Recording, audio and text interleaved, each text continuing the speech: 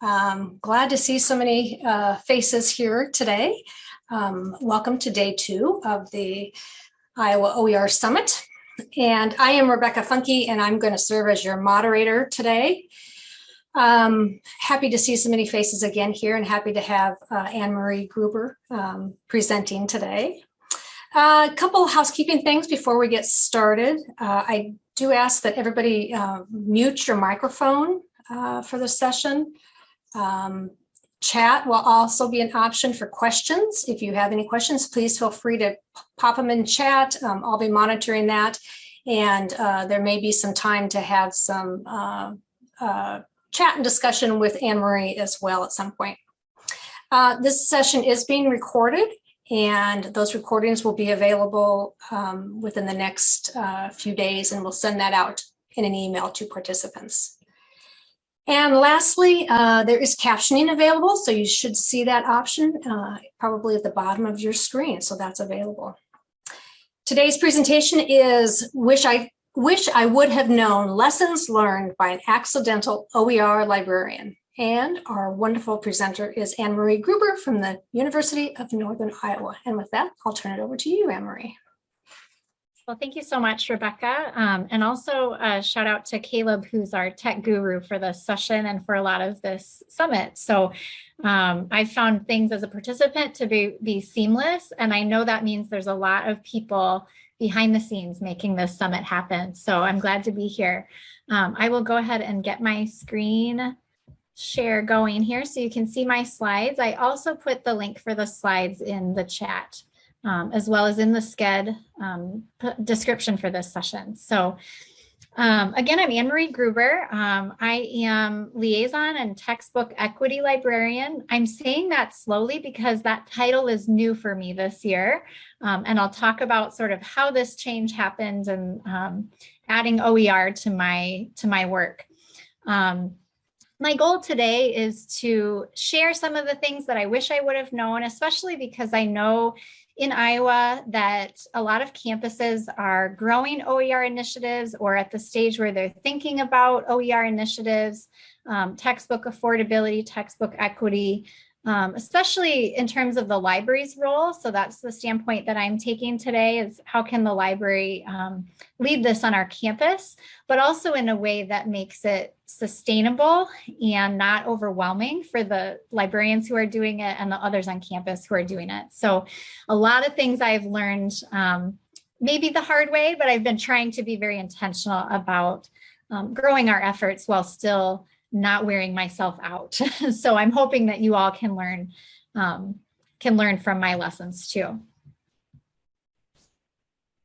So I'm hoping as a result of this session that you will be able to think about how your own OER origin story impacts your work, whether you're like me and coordinating OER efforts on a campus, or you're a faculty member who's thinking about using OER, or a student who is interested in reducing textbook costs, right? Our own backstories and our own origin stories, thinking about our superhero conference theme, right? We have origin stories. I think that's important to our identities and our ways of thinking about OER work. I'm also hopeful that we can discuss how to start small and build partnerships. I think trying to do it all is probably a mistake because we have limited time and limited staff. And so trying to start small and build collaboration across campus and among campuses is really important to this work. I'm also hopeful that you'll be able to learn about at least a few of the free or inexpensive training opportunities that are available in this open education space. I used a lot of them, and I would love for you to share some that I didn't mention as well. And I'm hopeful that we can brainstorm some effective messaging and PR strategies, because that is a lesson I have definitely learned, that PR is important. As Rebecca mentioned, I'd love for this to be interactive, so she'll be monitoring the chat. And also, if you'd like to unmute microphones, my goal with each kind of topic area that I'm talking about is that I'll tell a few of the lessons that I've learned, but then I'd like to hear from you. So I'll pose some discussion questions throughout. So just like I tell any class, all participation is good participation. So let's talk. So first, I'm going to give credit to Ursula Pike, who is the author of the forthcoming book, Origin Stories, Pathways to the Open Movement. It's an origin story or an oral history of 6 open ed leaders who are all women of color. And the book launches next week. So this phrase that she uses for the title of her open book called Origin Stories really helped me think about how our personal and professional identities might influence the way that we approach the OER movement and the way that we engage in this work. I'm not claiming to be Wonder Woman, by the way. I'm stealing a few ideas from the conference theme, but I think that idea of every superhero has an origin story really fits here, right? So I've been at UNI for 6 years. Prior to that, for 10 years, I was at University of Dubuque.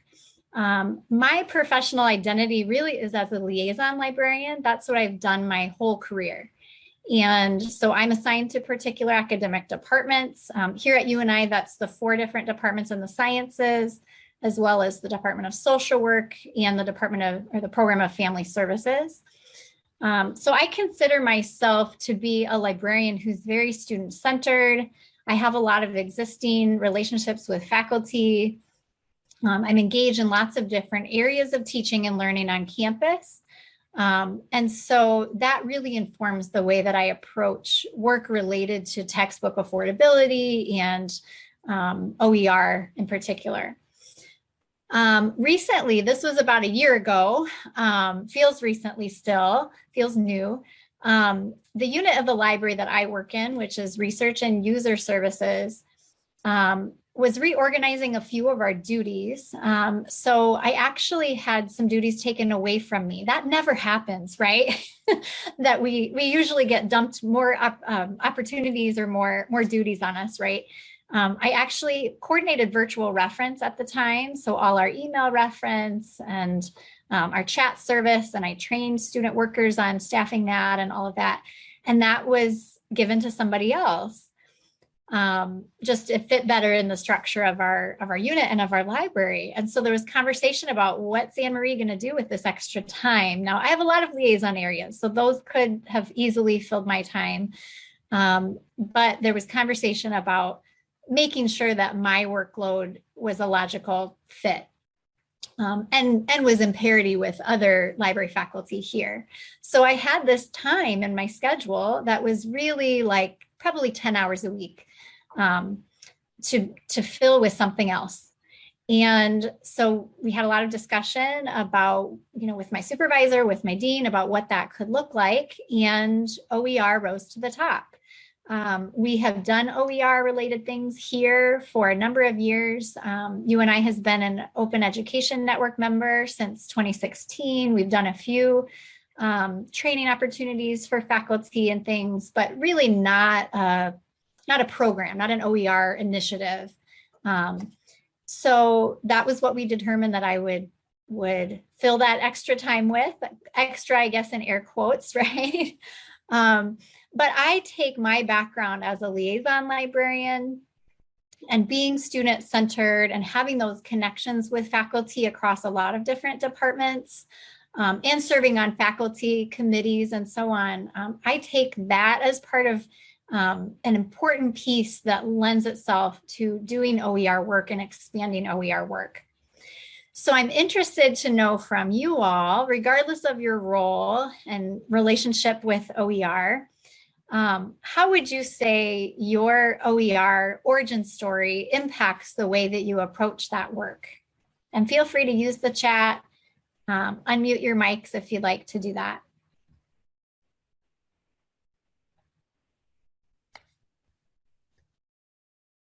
And I'll let Rebecca be my eyes and ears, make sure I'm not missing anybody. Please feel free to put things in the chat. And as Anne Marie said, to unmute yourself. We'll give everybody just a few seconds.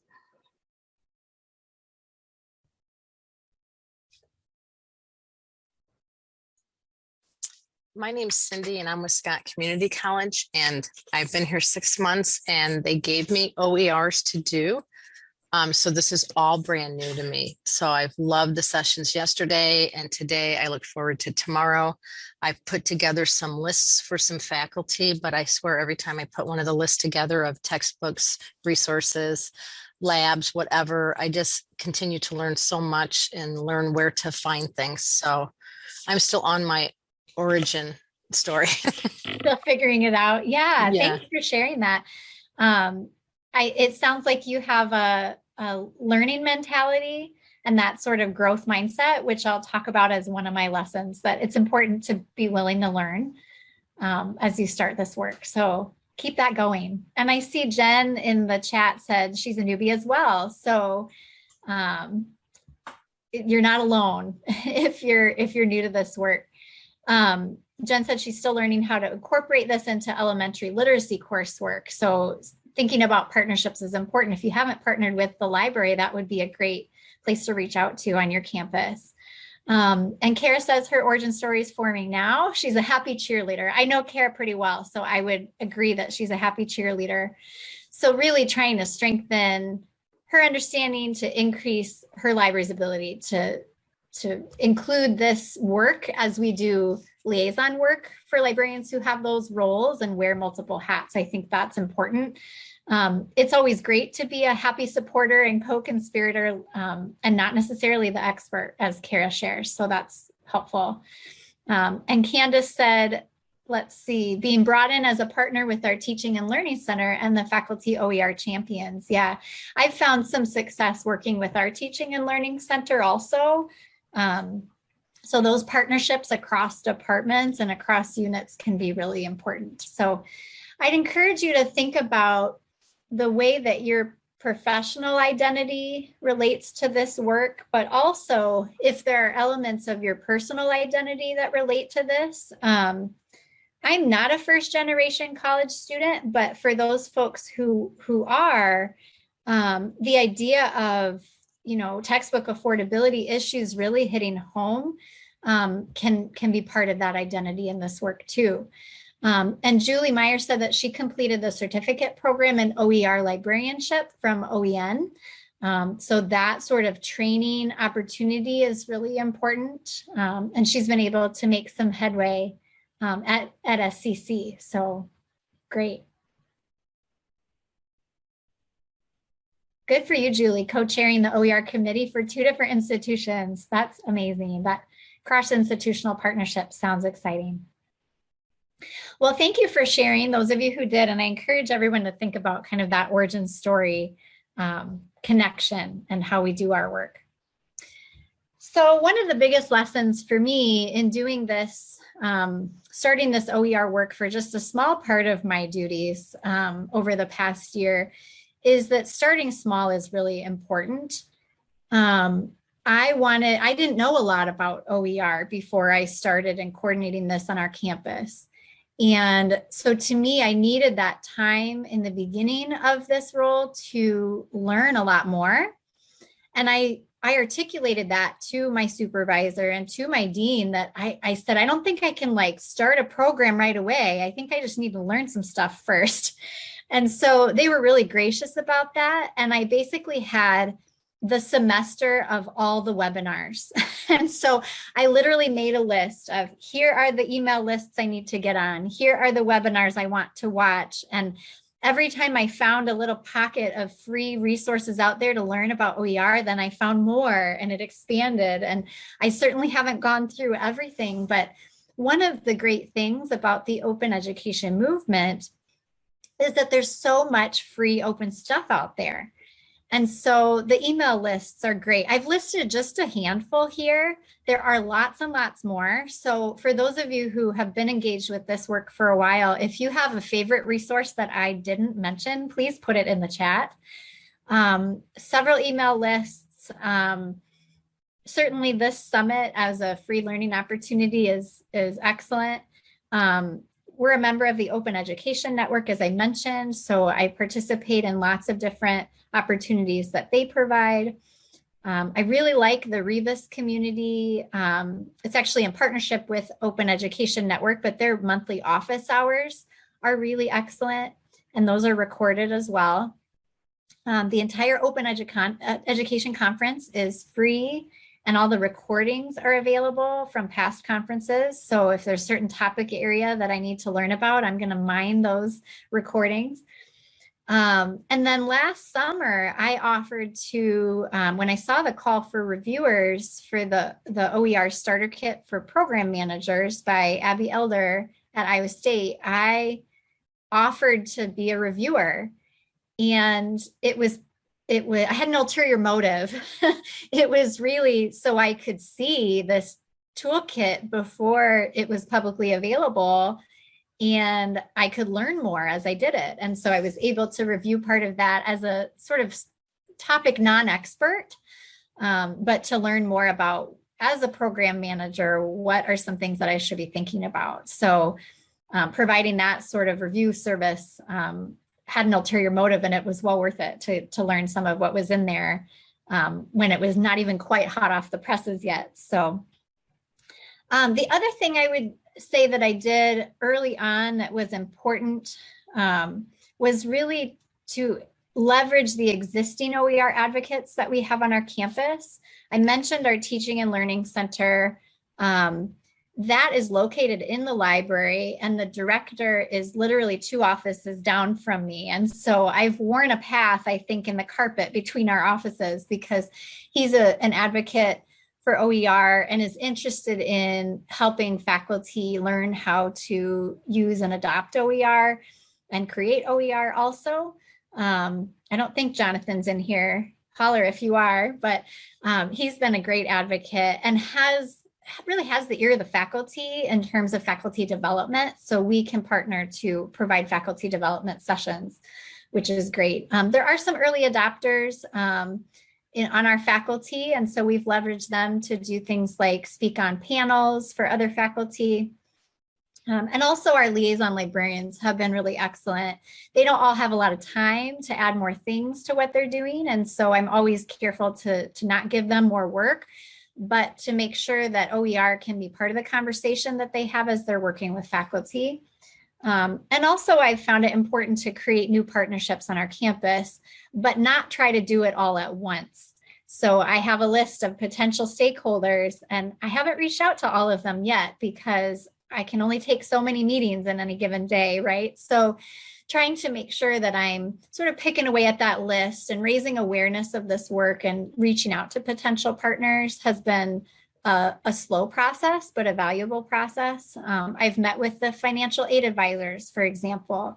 I've met with a core team of the academic advisors, and they didn't really know a lot about this, but were really excited to learn about it and to help teach students that they can advocate for encouraging faculty to adopt free textbooks. Our bookstore has been a really excellent partner, and then our registrar, they're going to help me make sure that we're actually capturing all the data about open textbook usage on our campus, because right now it's pretty underreported and it's really hard to gather. And so the registrar is on board 100% with helping us streamline that process. Discussion question. So what has been your most successful small start for OER on your campus? It doesn't have to be big. I think starting small is important. So what have you done that's been small but successful? And what might you do differently? And again, feel free to use the chat or to unmute your mic and speak up. I'll just jump in here real quickly while we're waiting for folks to kind of respond. So Todd Hutchison from U of I commented that the real key is finding the resources that you need for OER. Absolutely.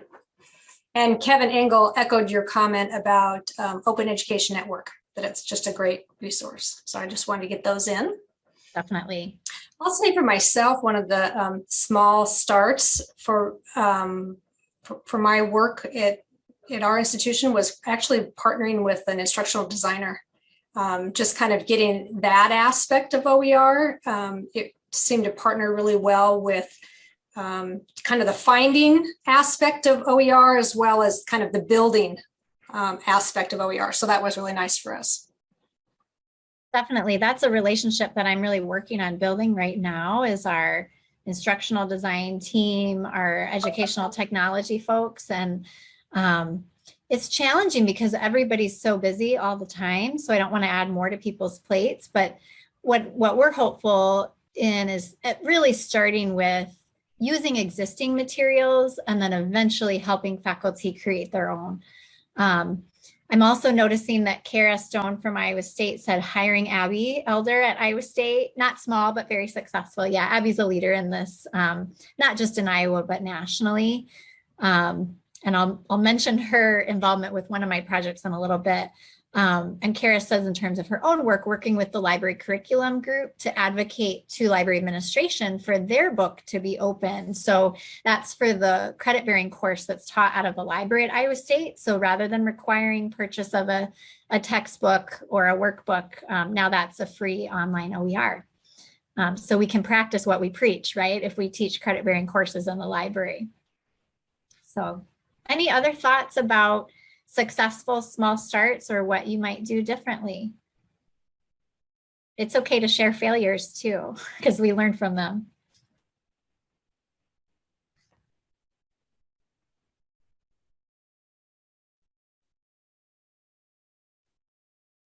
I'll share I don't know if it's a failure yet, but a rough start. We haven't had a really in-depth dialogue with our bookstore, and they do absolutely want to work with us, but unfortunately they're a third party and not owned by the college. And so being able to print OER at a no cost or a no profit level is a challenge that we haven't yet been able to get over that hurdle yet. So I'm not sure where that'll go, but that's a hurdle. That's challenging. I met with some of our bookstore textbook staff not too long ago, and printing was on demand was one of those questions that I asked about. They're very willing to, and it's owned by the university here, which does kind of change that dynamic a little bit. What they said their challenge was with that would be the capacity of both the staff to do that, but also of the existing equipment that they have. They only have one production printer. So if they found that they needed to ramp that up, then that would be an investment in terms of equipment, but also the staff time. So yeah, the implications for other units and other departments, I think is important to consider. Well, let's jump forward. As I started small, I really wanted to make sure that I was not building too much too fast, because again, this is a small part of my position. It's, 25% or less of my workload. And so it can easily grow to fill the time that I allow it to grow. So trying to keep it manageable is important. So I hope that we can all remember that Rome was not built in a day, or if we're fitting in with the conference theme, Wayne Tower was not built in a day. So I'm going to try to build in a realistic way and a sustainable way. So I wanted to help raise awareness of OER on my campus, and I wanted to make it easier for faculty to make that choice. And I was trying to think of the barriers. And we haven't done faculty surveys here. A lot of campuses have done that to find out more about what faculty perceive and know about with OER. We decided not to do that here because our faculty are surveyed out. And so I don't have that data about the barriers, but it was my perception that it's really primarily a time factor, that changing my textbook necessitates changing my course. We hope it's the other way around, but that time commitment is important to consider, right? So I could easily send faculty to the open textbook library and say, look at all this great stuff. But I don't know that that's going to really encourage them to adopt something if they're not going to take the time or have the time to dig into those existing resources. So what I decided to offer was a course affordability review. That's an opt-in for faculty. It's a pilot service. So what does that mean? Faculty go to a form that we've publicized. They put in a little info about their course title, course number, how often it's taught, and they upload their syllabus. That's it. So in response to that, I take the syllabus and in collaboration with liaison librarians, I identify existing OER and other affordable resources like library licensed ebooks that have unlimited user licenses. And I provide a list for that faculty member that matches their course. For me and for liaisons, it's a little bit time consuming, especially for those courses where it's specialized content and it's not just an entire ebook or entire open textbook that matches that course. But to me, it's time that's well spent because then the faculty have something that's customized for that course. They can review just those materials instead of trying to search in all the repositories of all the open things. That to me is just too much to expect of faculty in a lot of cases. So I'm doing that legwork for them. I use a template. Abby's ears are burning because I use a template for sharing OER content that was developed by Abby Elder and Shannon Smith. And I can provide the link for that if I stop my, unless somebody grabs it quicker than I can. If I stop my screen sharing, I can grab you the link real quickly. I have found it extremely useful and it enables me to quickly share with faculty, here are some free things that you can use for your particular course. So this is the link to the OER content sharing template. And I have modified it for my own purposes, but I found it to be a really useful template to start from. So that's what I do for faculty who want to opt in and have me look at their course content and provide those customized suggestions. I haven't had too many faculty do that, maybe 8 or 9. But we encourage faculty to do that. And as more do it, I think more will learn about it. The next thing that we've done here to build in a realistic way and a sustainable way is participate in a grant opportunity through the governor's Emergency Education Relief Fund. So that's CARES Act money. Lots of Iowa institutions have been able to tap into that fund for OER work. I was not prepared to do that solo because I was new to this, but Abby at Iowa State and Mariah Burnett at University of Iowa and I have worked together. And so we applied for that and received that funding. We are supporting 5 faculty teams across our 3 institutions who are writing their own open textbooks right now. I couldn't do that by myself because we didn't have the infrastructure in place for that in terms of authoring software and things like that. But because of the partnership with Iowa and Iowa State, we've been able to really show proof of concept that this can work at UNI. And I think moving forward, that will be a nice way to convince administrators to fund this on our campus. Aside from that funding and our OEN membership, I don't have a budget. And so having that proof of concept and sort of success demonstrated with those projects, I think will help. We also are taking place in the AEC&U Institute on OER this year, which is kind of a structured learning process. So I have a team of folks on my campus that are working on OER initiatives on our campus that we've never had a committee before. And so as part of that institute participation, we have a committee across campus. I'm hopeful that'll continue after the 1 year of the institute. We'll see. But those 2 things together have meant some momentum. They've also meant some proof of concept, but also more time to do the work. So with the Regents OER grant, I knew that I couldn't add more to my plate necessarily. And so we literally wrote into that grant more time for me to do this work, which enabled us to hire an adjunct part-time that would take some of my other duties. I simply said to my supervisor and my dean, if we want to do this, we'll need to allocate more of my time to it. And so the grant can help us pay for that. And so we did. So I think taking that initiative to advocate for more time and find a solution to help pay for part of that time, I think that was really an important part of this. That's one of my lessons, that time is not free, even though it feels free sometimes.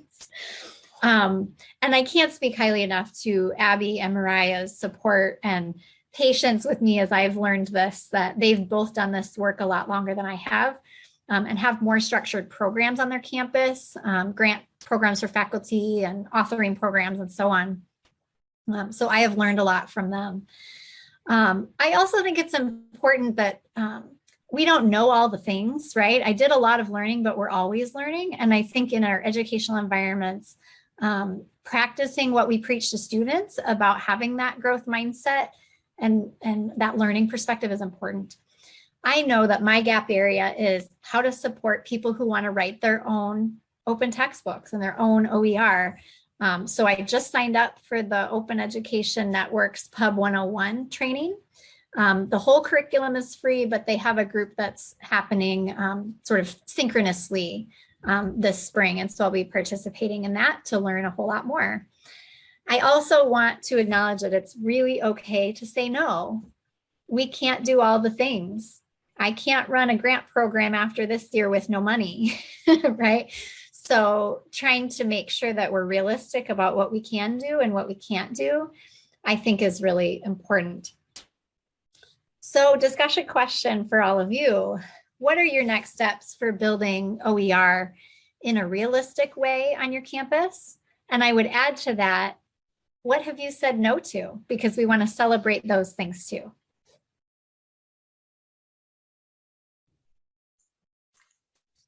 Anne Marie, I'll mention Kevin had a post in the chat that kind of speaks to this a little bit. And he talks about discovering the underground OER, everyday teaching modifications that faculty are making as part of the teaching and learning process, and how they are currently sharing those assignments, those chapters, those problem sets, whether they're sharing them just locally with colleagues or outside the institutional borders.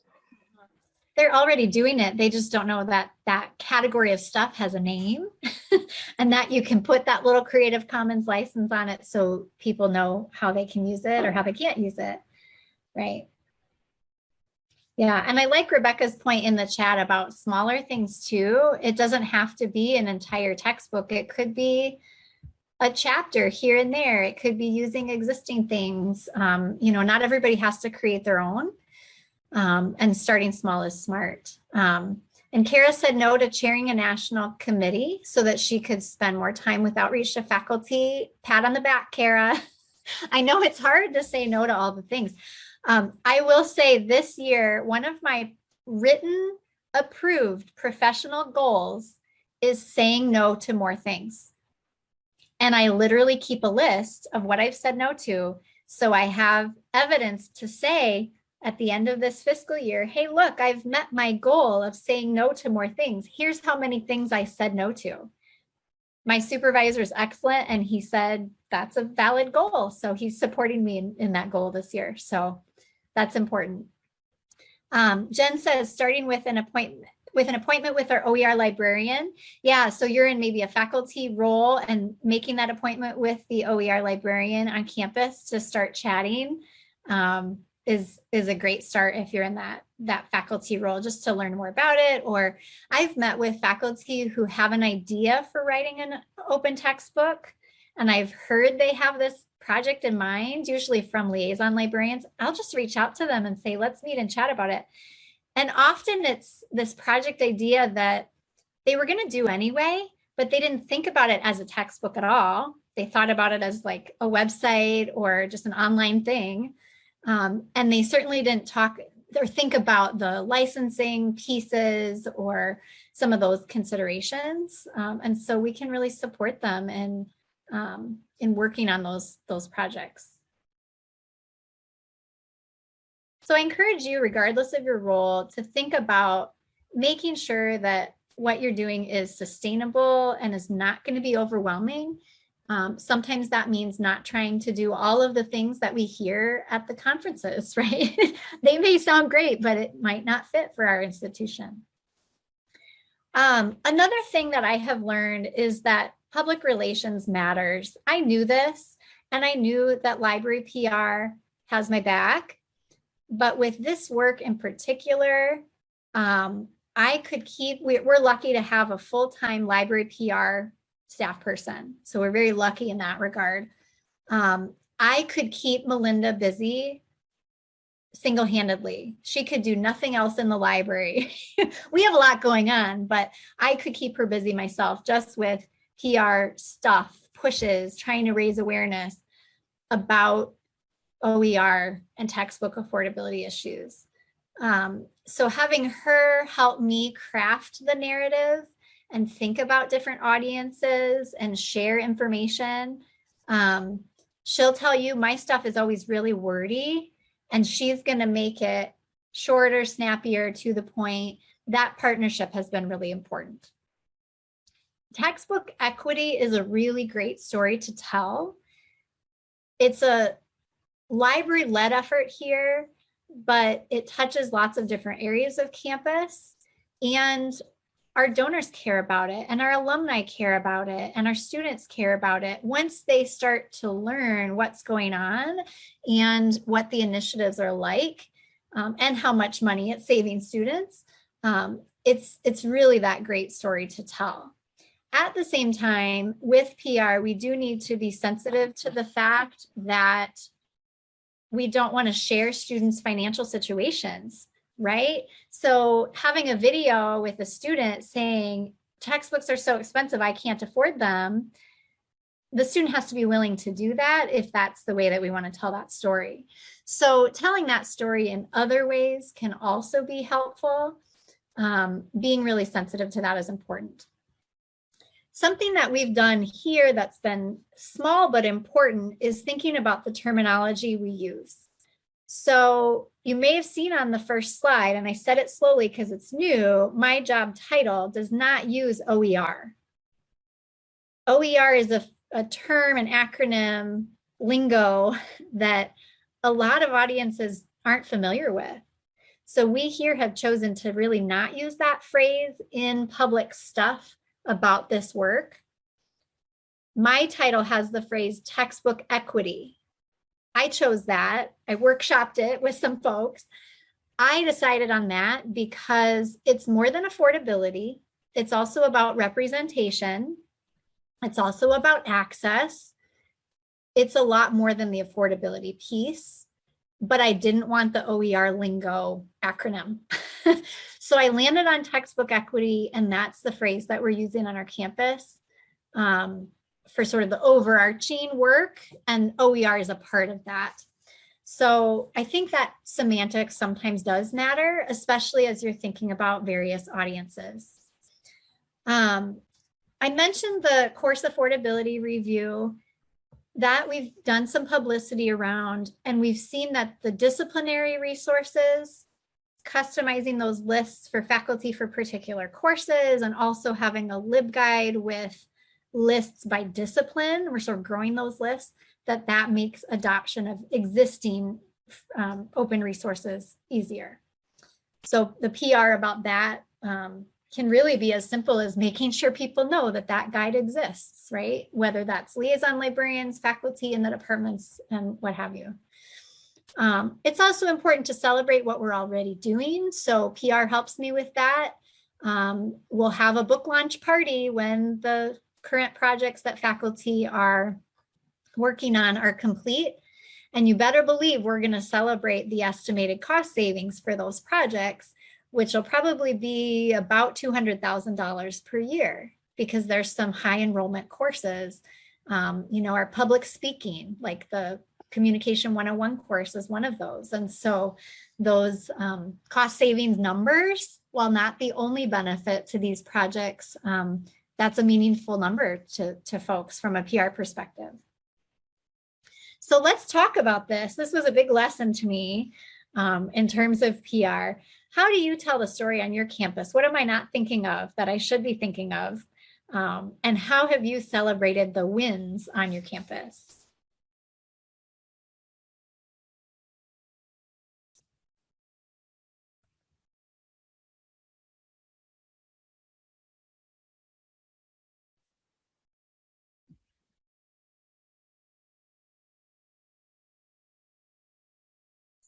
Everyone's quiet.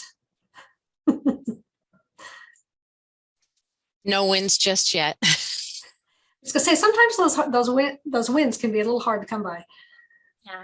When they come, celebrate them and publicize them, right? Because that may beget more wins, right? People need to know about them.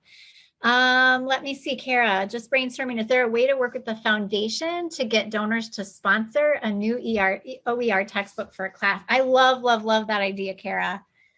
I've not talked to our foundation yet. I'm hopeful our dean's office can have some of those conversations. But yeah, what this means in terms of kind of connections with donors, I think that's a really exciting possibility. I only thought of it because, oh, am I muted? No, okay. Like we put names on our study rooms. We put names like sponsored by this person, or like this is the so-and-so study room, but what about this is the so-and-so OER textbook, you know? Yeah. Yeah, the sort of sponsorship piece. Yeah, I think that's an exciting possibility. I think it would require some education for those donors about what this means. Is it a physical thing? Maybe, maybe not. It's a free thing that's going to be licensed for reuse. So it could be modified by somebody else if we put a license on it that allows for that. So we'd have to do some education with those folks about that. But there are certainly donors that are interested in issues related to affordability, right? We hear that a lot, funding scholarships, even funding things like we have a clothing closet for students to get interview clothing, right? So I think donors are interested in those types of things. Connecting that interest with OER is really an exciting idea. Kevin asks, what is the most effective way you've found to find out about all the OER efforts going on at UNI? Yeah, I'm trying to learn about them. We conduct a survey of faculty annually, we being the library, so that we can find out what courses are using free resources. And I use the term free, not OER, because free means something to people. And then I have them notify us about what titles they're using. We right now can't capture that data in another way, but the registrar's office is going to change that for us and streamline that process so that in the normal textbook request process, the free resources will be reported also. Right now, some faculty just say no textbook required, except maybe they really do. It's just an open textbook, right? We want to know about that. And so the training and documentation and the data collection part that the registrar's office does will help solve that kind of information flow problem in terms of starting to capture. That's what we use for calculating student cost savings. So yeah, I would say it's not very effective yet, but it's about to be much more effective thanks to the registrar. Does that answer your question, Kevin? Yeah, Marie, I'm just going to jump in real quickly and let you know you have about 5 minutes left. Sounds good. So I'm going to jump to the last slide, which is some discussion questions for us. So I mentioned a few free professional development resources. For those of you newish to OER, like I am, if there are things that I didn't mention, email lists or webinars or conferences or things that you think this group would benefit from, please put those in the chat so that we included, can explore them. I would also love to hear from all of you. What's next on your campus? What's your next step? Mine is that partnership with the registrar. I have a meeting about that coming up, and we'll start to talk about what we want the fields to be to capture that data, how we want to train department secretaries actually, who are instrumental in that information gathering process. So that's the next step for me, to know what's already happening. And then probably getting together a group of folks who are interested in authoring their own textbooks to talk about early stages of their process and make sure they know about each other. So that'll be our next process. But what else on your campuses do you feel like are next steps for you?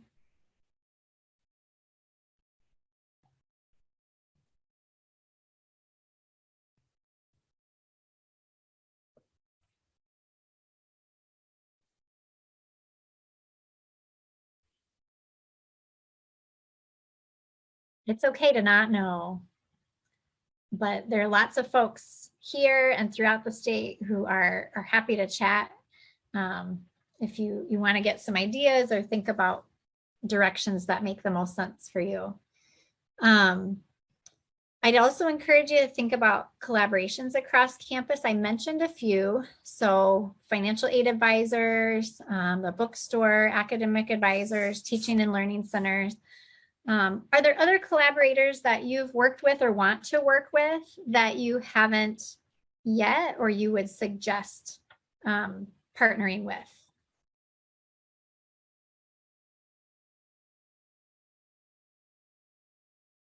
Other collaborators we should think about?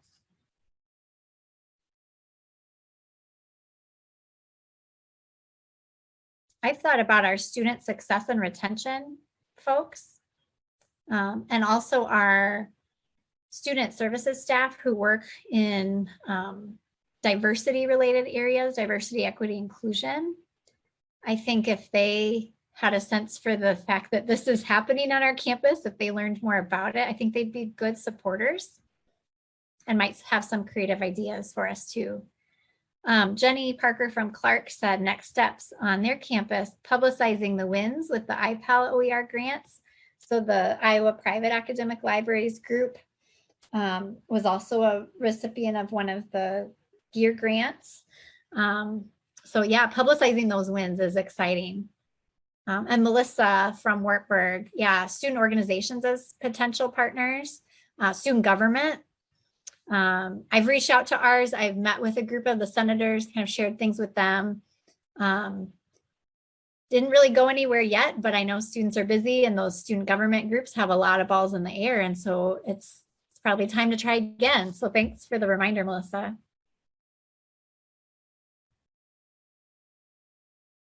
Tom said developing our first course as OER here. Not much to ask yet. Yeah, sometimes you don't know what you don't know, but the fact that you're trying it, start small, see what you can do.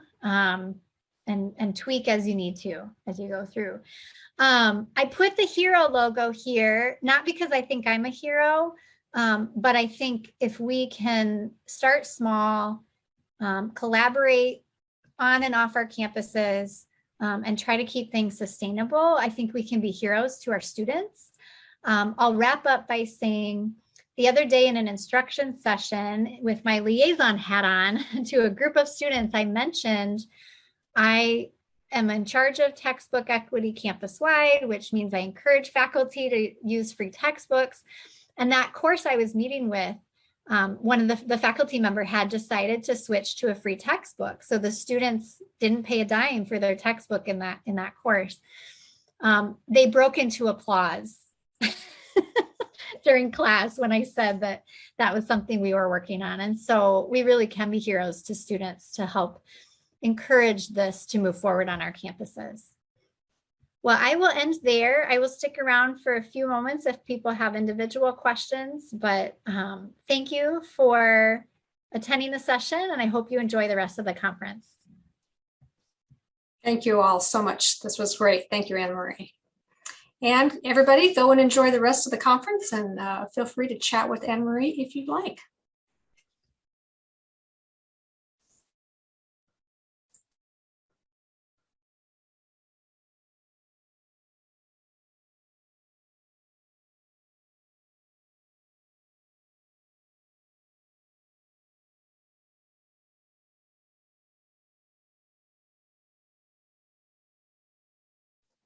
I just want to jump in here, Anne-Marie. I Melissa?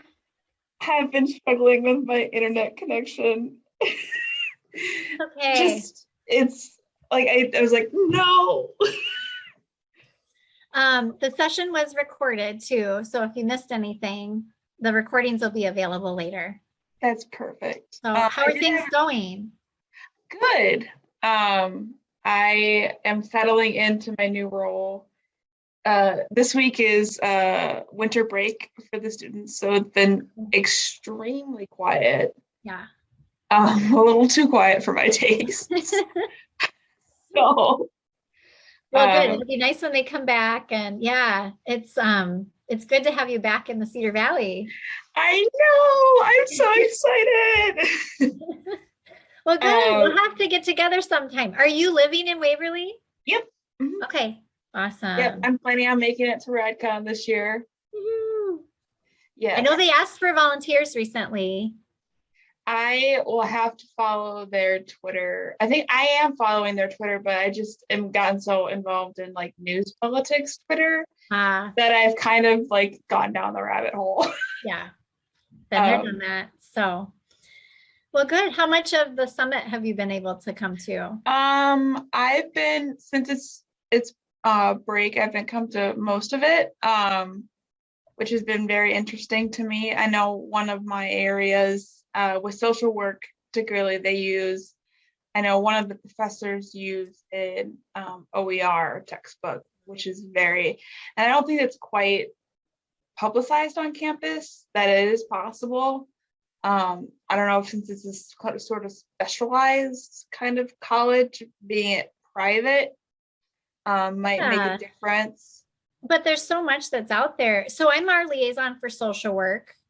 I took a look at your guides. I was going to say, do you know about my OER guide? There's a social work page. Oh my gosh. There's a social work page. So I'll link that in the chat right now for you. I wouldn't say it's like all that.